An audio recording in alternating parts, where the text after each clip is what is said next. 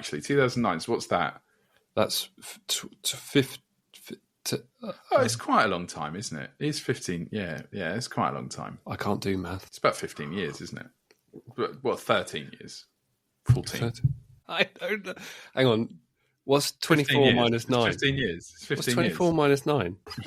15 years.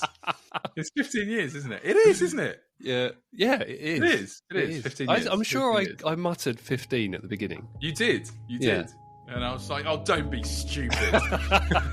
You fucking idiots. That's a lot, isn't it? 170,000. What's that? 170 divided by 15. Oh, don't even start on that. Get a calculator.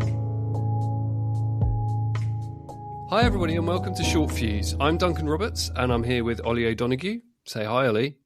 Hi. Wow, cheery. Yeah, I've been working on it. Well, let's keep it going for the rest of the podcast, shall we? This podcast, this specific episode. Sure. Just this half an hour or so. That's all you need to do. Understood. And we are a podcast where Ollie and I will talk about some kind of technology concept, a technology, a business model, an idea, anything really, and we will vote on it. We will say whether we are short or long, whether we believe in it, whether we don't, and then we'll dive into some debate. We'll discuss, and hopefully we'll have some differing opinions and have something interesting to say. And then when we get to the end, we will vote again and see if either of us have changed our mind. And today we are going to be talking about spatial computing, be that VR, AR, XR, MR, whatever you want to call it. Lots of different terminology flying around at the moment. Spatial computing is recently been popularized by Apple and its Apple Vision Pro, but it's a particular passion of mine. Ollie knows that I've been in that space for a while, doing kind of hobbyist development, buying insanely expensive headsets, tinkering around, and just generally enjoying myself using this technology. So, Ollie, what's your view on it? I am long, I think. You think? I'm long on the technology. Yeah, I think. Well, I don't like to do anything without spending huge amounts of time researching it, and I think this is an area where you know a lot more than I do. But I'm long. I think there's a lot of applications for it in the enterprise space and the consumer space. Feels sort of inevitable, but I'm just not sure how imminent it is, which is the part that's given me pause, because I know that you've loads of different headsets and you've played in this space all the time, and every time there's a new headset released, it seems like the mean time to it being pulled from the market is like 6 months, where companies go, oh, we've made no money, forget about it, and then there'll just be another one, and the technology is creeping along and getting kind of better and better. So yeah, I'm long. You're long, so you believe in it? Yeah, definitely. But definitely. How? But you can't see it being like. Would you use it today? The problem I see with it isn't the technology; it's what I can use it for. So you know the one area where I'm probably a bigger nerd than you are is in like RPG games and stuff like that. It's a huge market, and I kind of think the second you can replicate something like a World of Warcraft or an Elder Scrolls or something like that in an immersive environment, then you've got this kind of metaverse play, because I would put that headset on and go into that world, and I would do all sorts of microtransactions and stuff like that. But that kind of ecosystem of content just isn't there yet in the consumer space. Well, maybe a partial disagree there, because I think that part of VR, like there's a lot of terminology here to get through, but a lot of VR issues are around kind of consumer friction and consumer knowledge of the platforms as well, because people tend to see it as either this kind of Ready Player One metaverse where you can put on this headset and be wherever you are, or this kind of dorky thing where you're putting a great big computer on your face, isolating yourself from your friends and the rest of the world, and that you just need to touch grass, and you're going into something like VR chat to become a cat, dog person, and do that, all those kind of things that very, very fine things to do, but not for me generally. But to go back to your point about RPGs, and you mentioned the Elder Scrolls, one of the most popular things to do in virtual reality as a game for a very kind of niche community, I'm not saying it's widespread, is play a modded version of Skyrim VR, because people can lose themselves in that world. And people absolutely love it. I've tried it. It's not massively my thing. I didn't even really get through the flat screen version of Skyrim. But you can even buy something that goes on your exercise bike, put a VR headset on, and then cycle through Skyrim as an exercise thing. So there are loads of different applications. There's so much going on in this space that I think that there's a few issues. One is what you can do, knowing what you can do. And I think part of that is the confusion between what's the difference between spatial computing, virtual reality, augmented reality, mixed reality, extended reality, and all these different terminology that's flying around. And then two is the sheer friction it takes to set some of this stuff up. It has got a lot better, but still, if you're using any of these headsets, you're going to be doing some tinkering, and you need to be relatively tech savvy, unless you're using it on as if it were a games console and using just pure standalone MetaQuest, for example. So the first instance is like, what's the difference between all of these different things? So Ollie, what would you say is the difference between, for example, spatial computing and virtual reality? Why are you throwing that at me? You're the tech guy. You make the dumb kid in the class be like, right, so here's a really tough Ollie, question. What do you think? Put your hand up. I'm looking at spatial computing as an umbrella term for anything that moves. I guess UI into 3D.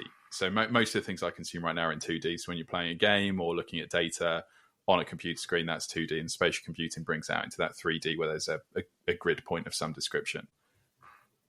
VR to me is a leisurely kind of pursuit. Don't make me do this. You do it. You do it. So I think I get the difference in my head, but like I'm just gonna screw it up. Like I think I don't want to come out here and say that I'm some kind of expert and I know everything, because I think there's always going to be disagreement. You have been studying this for like 10 years, mate. Yeah, I think one of the first things we talked about was this. Yeah, but still there is disagreement between what is what and what each thing means. And I think you can start off with the difference between augmented and virtual reality, right? So augmented reality is a digital items or interfaces placed over your real world, so that you can see your real world and you can see some kind of digital items within it. And then that scales all the way up to virtual reality, and virtual reality is where you are completely immersed in an environment. So you cannot see anything of the real world. You are completely kind of enveloped within this virtual world. So, and then spatial computing is, Apple kind of popularized that term, which is why it's being used a lot now, but it's existed for some time. But the way it's generally being used now is taking kind of productivity and computing, like how we would use a computer at the moment, and putting that in a 3D space. So it's generally, with Apple, and increasingly kind of MetaQuest and other platforms, it's kind of taking a flat screen, a mobile screen, and putting it within a 3D environment, so you can do things like productivity. You can work within your real space. So you're sitting at a desk and you've got more than one screen around you, and 6 of them are virtual, 1 of them's real, for example. Or you can stare at your computer and a big virtual screen will pop up, or you can watch a movie on a big cinema screen. But the important part about this is that is where we get into another term, which is where we call mixed reality, or MR, which is a bit like augmented reality, but they've really struggled with how to do augmented reality with kind of normal glasses, so that what you're looking through is a clear lens, and that you're then seeing digital items layered over your real world through a clear lens. It's incredibly costly, and it's just non-viable at the moment. So what they've done is they've made VR headsets that have cameras on the outside that then project the real world, a view of the real world, onto the VR screen, and then layer digital items over that. That's what's called pass-through, where you're passing the real world through the virtual reality headset, and then you're using the virtual reality headset to layer digital items over that. That's what the Apple Vision Pro does. It's what the MetaQuest 3 and MetaQuest 3S do. It's what the Pico 4 does, etc. There's plenty of them that do that now. And it's a lot more viable and a lot more comfortable, and you have a larger field of view, which is really important to be able to do that work. But then augmented reality, that kind of see-through clear lens, is where Meta and I think Apple and others will be pumping a lot of their money to get through. And Meta showed off Project Orion, which is a see-through lens. And I think Snapchat, that's what it's called, what the kids use. They're bringing out the Snapchat spectacles, I think they're called. And they are glasses that you can see through and then layer the digital world over. So you have no issues with kind of latency of the real world or depth perception or cogginess or anything like that. I think the Project Orion, Meta's version, is estimated to cost something like $10,000 a unit. They're not selling them, obviously, but they have these incredibly complex lenses that kind of bend light to help to project the digital image over, and they have a much smaller field of view. So I think the original HoloLens had a field of view of something like 40 to 50 degrees. Orion has something like 70. A basic VR headset will have something like 90. So that gives you an idea about how much you can see kind of in your peripheral vision. But the interesting thing to me is, and we've discussed this before, is like, what's the point?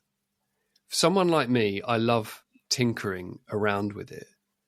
So I'm always going to buy a headset. I'm going to buy something. I'm going to get involved. But I'm not your average kind of non-tech focused consumer. And a lot of people, a lot of the media around Project Orion were saying, this is going to be the next mobile phone. So you'll just wear these specs, these glasses, and this will be how you interact with the digital world going forward. And me as a tech guy, I'm like, really? Is it convenient enough? I mean, they have this neural band that goes on your wrist as well, and you just interact with the space through tapping your fingers. But you don't need to tap them within sight. It picks up the nerve endings in your wrist. You just move your hand around. It looks like you're having some kind of weird twitch going on. But, like if I'm sitting here yabbering on about VR, spatial computing, MR, XR, it's all well and good. But it's no good if you, say, aren't going to pop on a pair of specs to do your work. Do you think you would do that? How do you feel about it? I did. We had this conversation way back in the heady days of the metaverse, right? When everyone had a big metaverse play, and their big plan was to create a variety of leisure and retail environments, and you would come in and it would be, you would transact and commerce would happen in the metaverse. And my argument against it was, most transactions right now, so like buying a book on Amazon, is incredibly easy and convenient. So by the time you've even put on the headset on your phone using a traditional pathway to buying that book, you'd have done it, right? It'd be over. Buy one click, job done.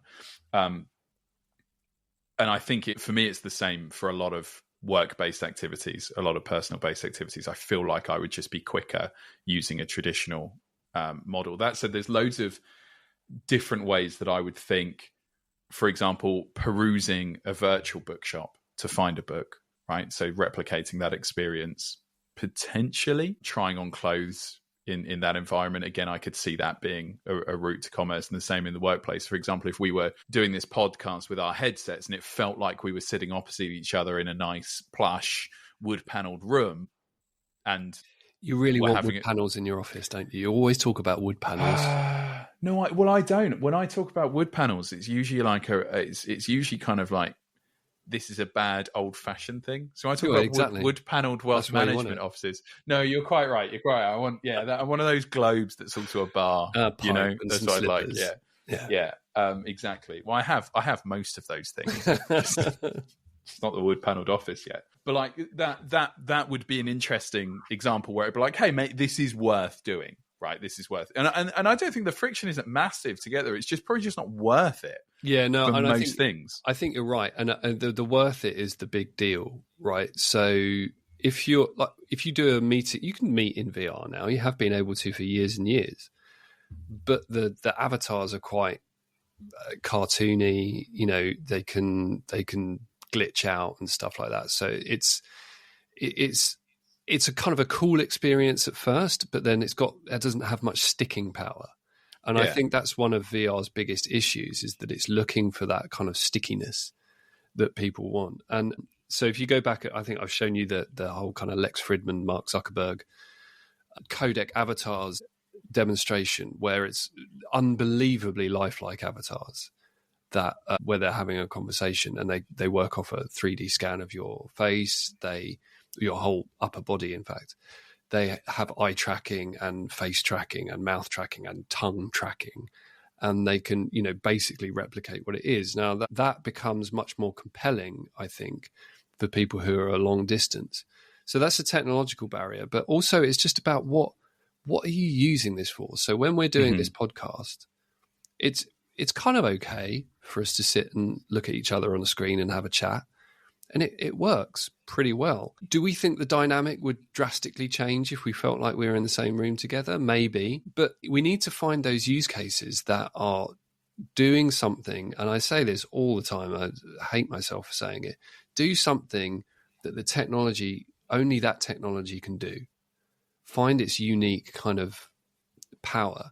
And buying a book, or going and doing your banking, going to a virtual bank or doing something like that, is not something only that technology can do. And it has no reason to exist other than as a showcase to say, hey, you can do this. Doing something like, training somebody to do something in an environment which is unbelievably dangerous or costly to set up, or bringing people together who are separate and need to kind of interact with each other and see that body language, is something where that technology really can shine. I was going to talk about one of the things I'm finding really interesting at the moment is, I'm a massive motorsports fan, right? And I have a simulator in my office because I'm that much of a nerd, and I put on a VR headset to do that. Now, this isn't VR specific, but I think it's just a good explanation. Sim racing really took off in the pandemic, and lots of people bought kit. And you can do that with a monitor, you can do it with a VR headset, but putting on a VR headset makes you feel really in the car and able to kind of do depth perception and stuff like that. And it's a hobby. It's just a little bit of a laugh. But there's been recently a spate of sim racing drivers who are transitioning over to real racing and doing really well at it. And what that does is it takes traditionally a hobby that was for very rich people, and means that people can have a go and talent can shine through where it otherwise wouldn't have been able to, because they don't have the sponsors, etc. And the way in which you would get into kind of motor racing was traditionally through karting, and you had to start karting when you were like 4.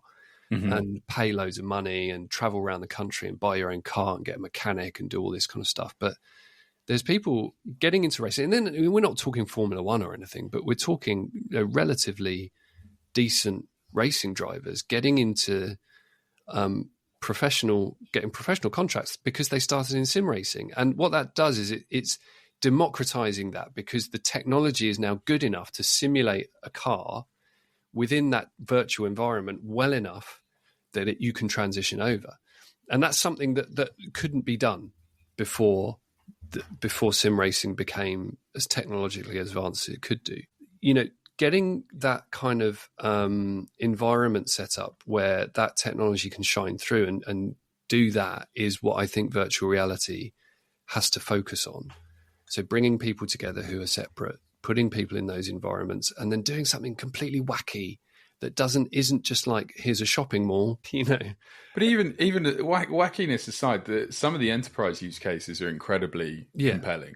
So I come from an IT support background, and there are a lot of environments where there is a huge amount of tech that needed to be supported that are either expensive to access or just impossible to access, right? Yeah. But so someone's in. For example, one of the areas that we support is prisons. a variety of reasons, you may not want an IT engineer to go into a prison for circumstances, that we don't need to go into. But if the people in the prison, the librarians or whoever it was, could put on a VR headset in augmented reality, and I could walk them through how they needed to set up the piece of equipment that would just ship to them, that would be a perfectly viable solution suddenly, rather than having to wait weeks and weeks and weeks until we got clearance and someone was allowed in. And I can remember working with an organization that did tech supports, not just IT, but engineering support for an oil rig. And you think about, there's a finite amount of people you can have on an oil rig. Yeah. But there is an almost infinite amount of variables for all of the equipment on there, and bits go wrong, and stuff happens. The heating systems go wrong, or computer systems go wrong, or even drilling systems go wrong. And each time they have to fly someone out to fix that very specific piece of equipment, because the people on board don't know how to fix it, because they're busy doing other stuff. They're operating the rig. Now, again, if you could have everyone put on a headset and be talked through, okay, well, the part is labeled X that we've just had shipped over to you, and it goes here, it should look like this, I'm drawing on the screen right now, here it is, it's right in front of you, that type of stuff. Suddenly you wouldn't need to fly an engineer or wait. And this is one of the challenges they had because of where they were. I think they're in the North Sea. The weather for a lot of the year meant that you couldn't fly anyone out. So you're just like, well, that's broken now. Yeah. And it's going to stay broken for potentially a month or 2 months or however long it is, because we can't get a ship out to you and we can't get a helicopter out to you. So, and obviously if that's a heating system or something that people rely on, then there's a big problem. And there are countless examples of that. And like you said, there's even the training part. So even the bit that happens before that, in dangerous situations, rather than having someone, I'm thinking of an example, let's say scuba dive down to fix something and risk their lives every time whilst they're training and rack up the requisite amount of hours before they could just do that as part of their day job. They could train in a simulator, like a racing simulator, but and not have that risk, not have that safety risk associated with it. Yeah. So aspects like that, I think I'm really bullish about. I'm with you in that. I just don't. The consumer focused stuff's just always felt a little bit gimmicky. Yeah. And just like it's just not worth. And this is probably a personal one because I'm like that. It's just never felt worth. First of all, the cost of buying a headset, because even the Formula One rig you've got, right? I appreciate it's much cheaper than a Formula One car. Yeah, it's not cheap. It's still expensive. It's an expensive piece of equipment to get, to find out that you're a bad racer, which is most certainly. No, me. I'm talking about when we went on touched a nerve there. No. We no, I didn't mean you. Although I have no idea. You could be a bad racer. And we went on the Aston Martin track day. Yeah, it's like driving Miss Daisy. I got asked to leave. So do you mind just pulling over and going somewhere else? You're indicating around corners. So luckily, I didn't need to buy all that equipment and find out I was bad at racing. Yeah. I knew immediately by driving, an Aston Martin incredibly slowly around the track. But it's the same for most consumer stuff. So I have to buy this piece of equipment, and then there is a tiny amount of scenarios where I'd be like, okay, this is great, I'll really use it. Outside of gaming, because I think gaming is pretty well-rounded. Gaming is like, and I think this whole kind of metaverse play, my feelings on the metaverse, is that it's just a bit of a nonsensical term. It can mean so many different things to different people. But this whole universal kind of world which you go into and just kind of like go, oh, what shall I do now? It's just pointless. It's about finding situations where you can actually use it to enjoy yourself. And let's be honest, gaming is a huge industry. And I think that playing games in virtual reality is enormous fun. But again, it has friction. You have to pop on the headset. You have to stand up, right? Imagine. A lot of gamers don't like standing up. Me included. And you have to move around. Like fitness in VR is actually a relatively big industry at the moment. There's kind of subscription fitness things, and there's even kind of accessories you can buy for headsets. And I think they even touted or might even release fitness geared headsets in and of themselves. So yeah, I get the commercial thing is they still need to focus on gaming, right? So productivity isn't quite there yet because the screen resolution, while leagues better than it used to be, is still not, it's not the same as staring at a 4K monitor kind of in real life for 8 hours of the day. You've still got a headset on your face, and the screen is kind of like right in front of your eyes. So it can give people eye strain, it can give people motion sickness. Still, there are still issues with a lot of the use cases that are outside of gaming. But gaming, it's wonderful in it. The biggest problem is just that there's not enough people buying this stuff to fund the games, to fund the development, to then go forward. So it's just got to find that tipping point about where it makes sense. And I think a lot of people were hoping that would be the Apple Vision Pro, but at $3,500 was not sure. Yeah, it was not like a consumer piece of kit, but it is a signal to the market that they think that spatial computing, i.e., doing your day-to-day computing tasks within a digital 3D environment, is something that will take off. Going back then to that idea that it will replace your phone, it will replace your laptop. And the idea that you can, have a pair of specs, you pop them in the top pocket of your blazer, you're a famous blazer wearer, and have just like a small keyboard that you roll out, and then pop on that on, and you've got your laptop. You don't need to carry around a big fat laptop, and it can do a lot more than your laptop can.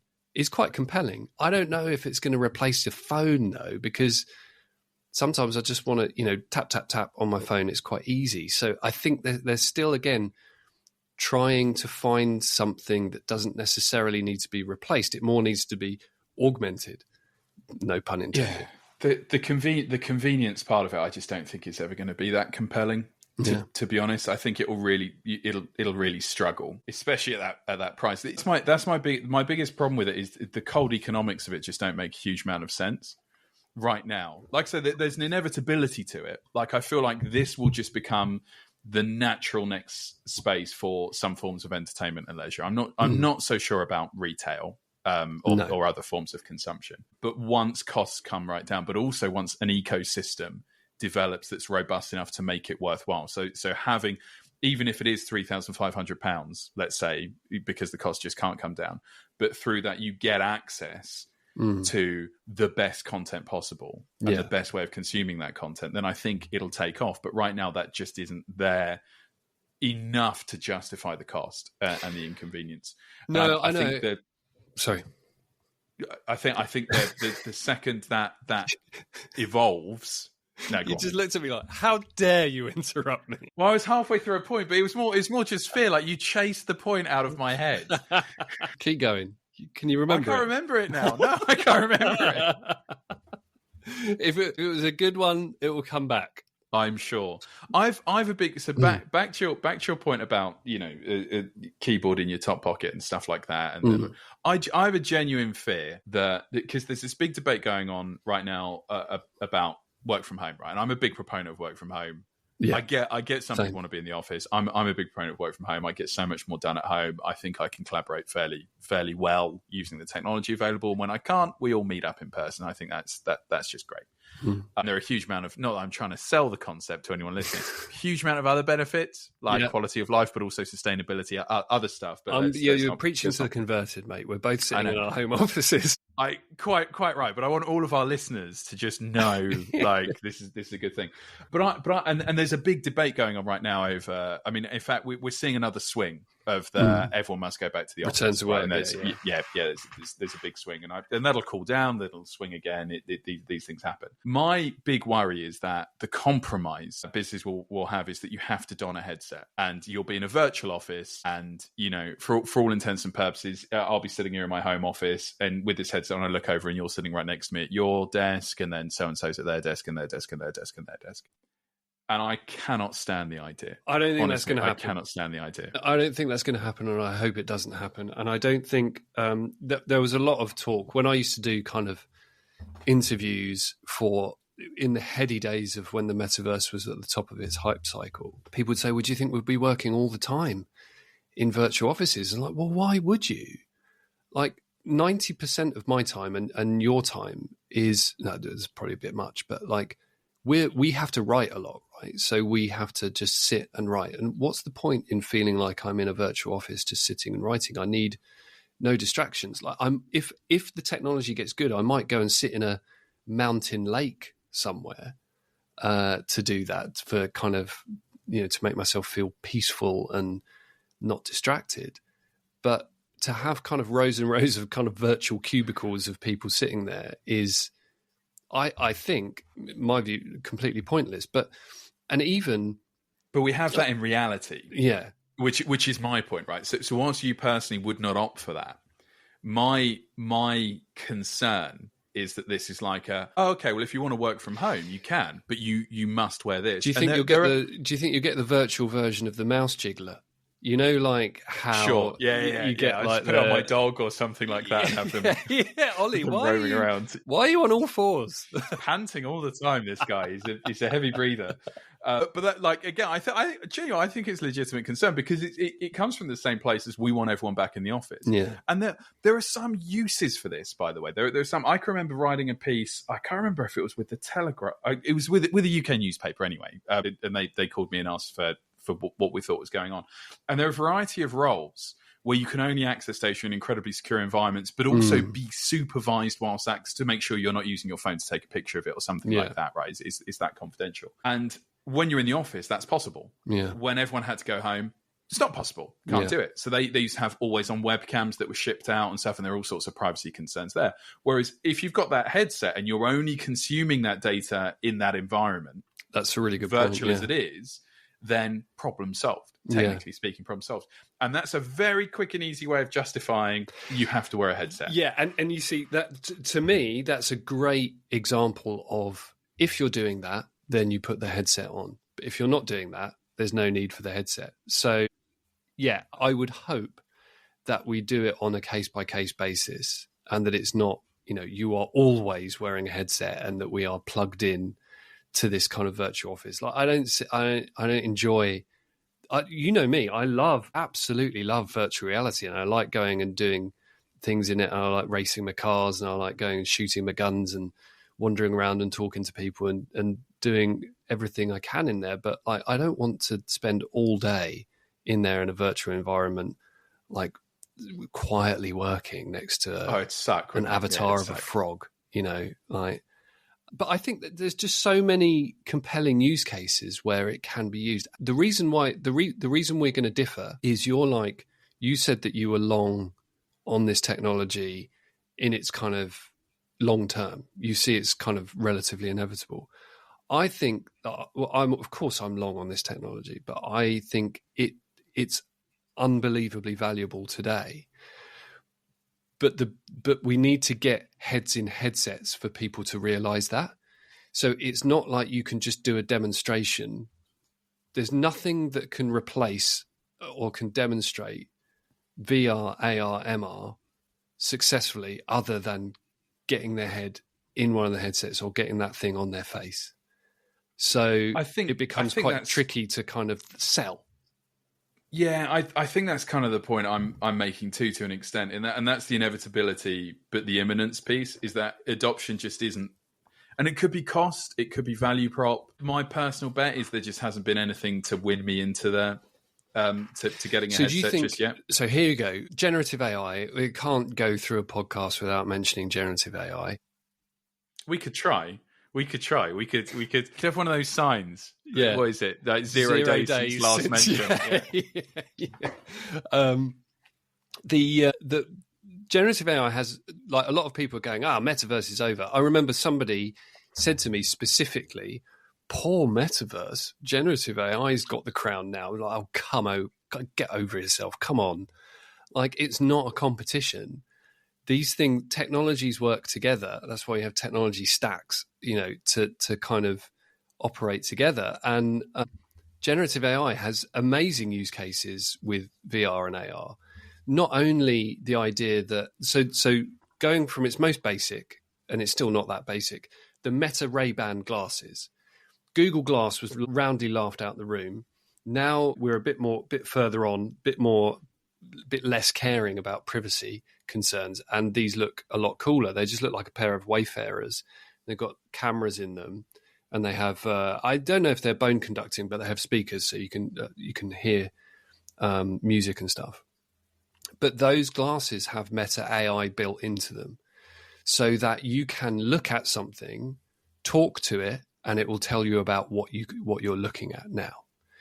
So that's where we are today. That's a commercial product. You can buy that right now. You can say, look, I've got these ingredients in my fridge. What can I make for my dinner? It's like Ready, Steady, Cook on steroids. I don't know if it's that particular technology, but I heard about an example which was incredibly similar, but it was being used to help blind people navigate cities. Yeah, like a virtual guide dog. Yeah. Yeah, and it they had an earpiece, and it would scan the environment and kind of give them directions for how to walk around. Yeah, that's a great use case. I think that's amazing. I think that's existed for quite some time, and it just shows that this kind of multimodal generative AI in general, has a place in these wearables that we have. And as I say, that's a commercial project that exists today. Going forward, not only that, you have the ability, say in VR games and, experiences, to have characters who are 100% AI characters. Character AI website already has the ability to kind of chat to generative AI people through text. And that's quite a big use case for this technology. But imagine that in Skyrim or some sort of RPG. You would love that, wouldn't you? This was the thing when generative AI first came about. Everyone was talking about loads of different stuff, and that's when I came to you and said, like, the second it can do like contextually rich in-game feedback effectively. Yeah. So some of the best games out there. This is where I go completely nerdy in this direction. Some of the best games out there, you do something and everyone reacts to it. Like all of the NPCs react to it and be like, "Oh, you jerk! Why have you done that? You should have shot that guy. That's really bad. And we hate you now." Imagine that, but in a richer environment. So you have that full immersion. Now there you have the convenience part to the value proposition journey being incredibly tight suddenly, because people would pay quite significant amounts of money to be immersed in that. There's loads and loads of historical precedents, and it can get dark and darker and darker as you go down the kind of agree, the kind of the social isolation, virtual girlfriends, boyfriends and stuff. But sure, like having that technology feed NPCs in games is extremely compelling. Even the AI creating the voice.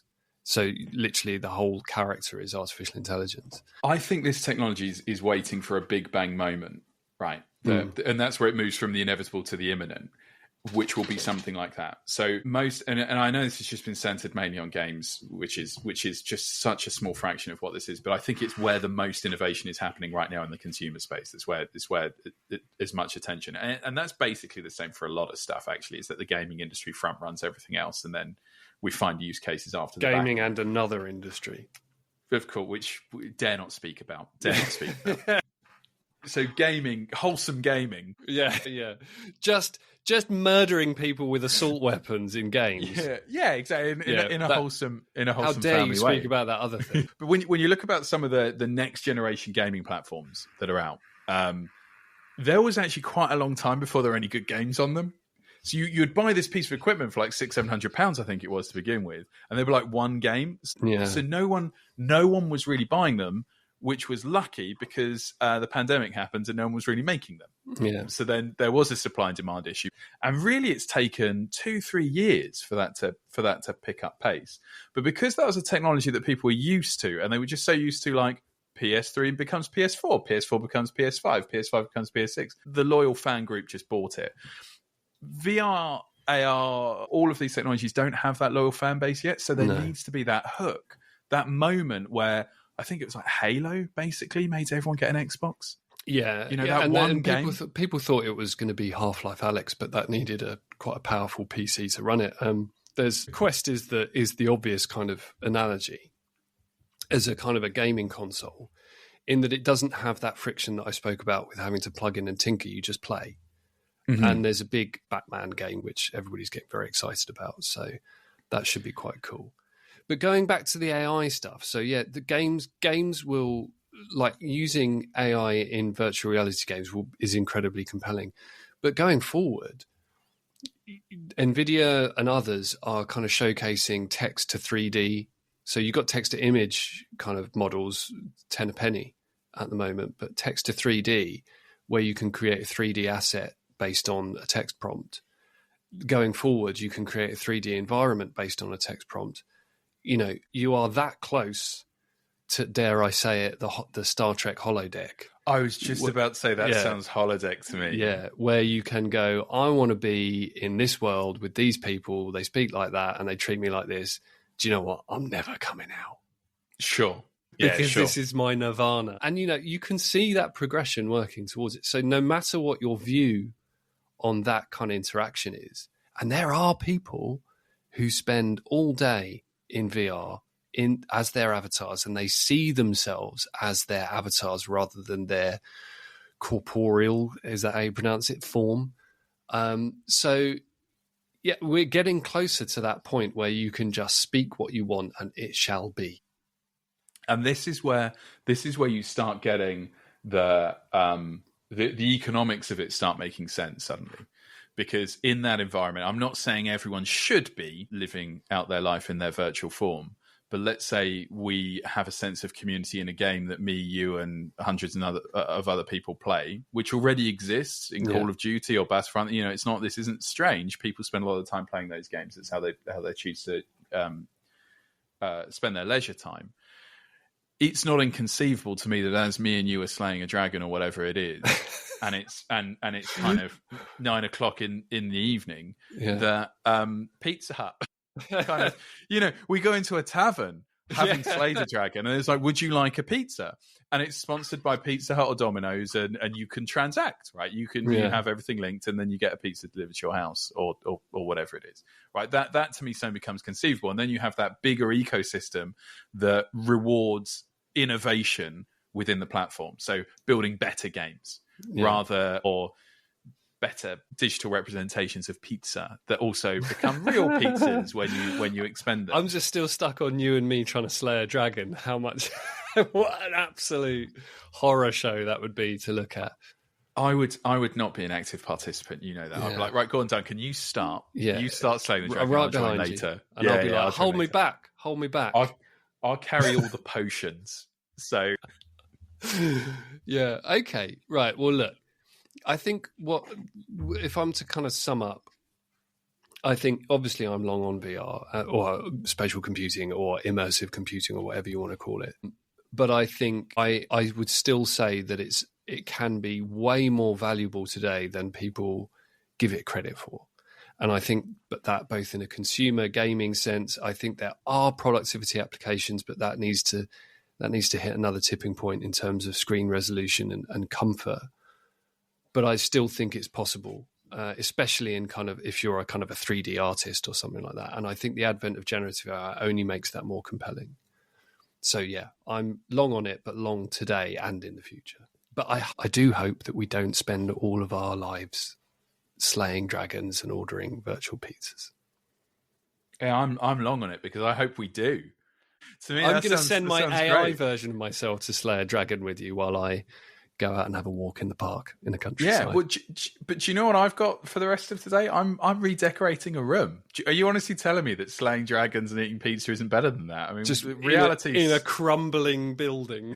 Yeah, I won't care about it because I'm in, a castle or something like that. And again, do you know what? There's a great use case of VR is to be able to don a headset, go into that room and be like, what paint goes with what I have here? Yeah. Right? Because I'll be honest with you, the paint I've chosen is not the right one. I know that now. Or just, never paint your walls. Everybody lives in a white box and you just decorate your room with virtual items. That's the dream. Yeah. That's the dream. You would actually go for that, wouldn't you? Yeah. Change the books on my bookshelf. Yeah, well, reorder the books on my bookshelf immediately. It's an arduous process. So yeah, I'm long. Like I said, I still have inevitable, but not sure when it's imminent. I think that there needs to be that big bang moment before adoption spikes up. And to your point, once adoption spikes, then the kind of the ecosystem becomes more mature and it becomes a must-have and a place to be. Whereas right now, I think we're still in most cases bordering a little bit on the gimmick value proposition. My worry is that we've been at that point for quite some time with this technology. It just needs that one killer app. It just needs that one killer app, and then adoption will spike. And I don't know, honestly, if we're ever going to get that one killer app. I think it's going to be more of a kind of this is the wrong analogy, but death by 1,000 cuts, like it has to seep in and just become compelling through its own virtue rather than just this one thing that will tip us over the edge. I think if we wait for that, we'll be waiting forever.